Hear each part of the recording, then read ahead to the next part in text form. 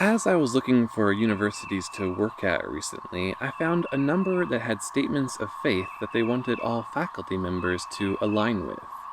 Now, this, of course, is a common practice designed to foster a certain ethos and keep the purity of the denomination, but I couldn't help but feel alienated by how specific some of these statements were.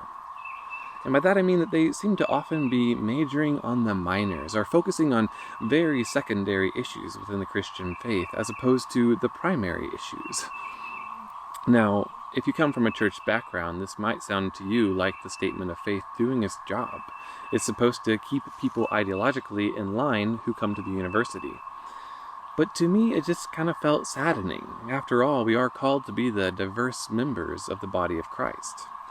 So today I thought I'd share a little bit of MacDonald's thoughts on this idea. And I'll be pulling from his book called The Hope of the Gospel, which is a collection of sermons. And the sermon I'm going to be quoting from is called The Salt and the Light of the World.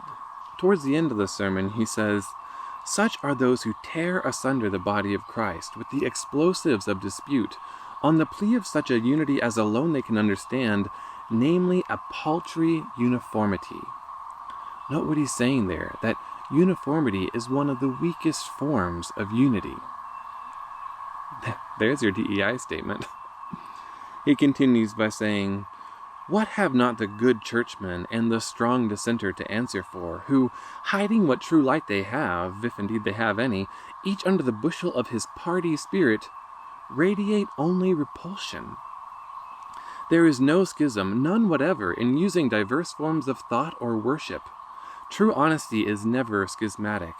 The real schismatic is the man who turns away love and justice from the neighbor who holds theories in religious philosophy, or as to church constitution, different from his own, who denies or avoids his brother because he follows not with him, who calls him a schismatic because he prefers this or that mode of public worship, not his. The other may be schismatic. He himself certainly is. He walks in the darkness of opinion, not in the light of life, not in the faith which worketh by love." Now, up to this point, I have been speaking as one who felt alienated, but the flip side of the coin is that I am a bit unorthodox, and in discussions I'll sometimes play the devil's advocate, all in the pursuit of truth, of course. But sometimes the effect of this is that I'm the one igniting those explosives of dispute that he's talking about. Not that arguments ensue, but that people more orthodox than I can sometimes feel alienated. And I shouldn't be doing that. That is not how to work by love. After all, we are called to make every effort to live in peace with everyone. See you next time.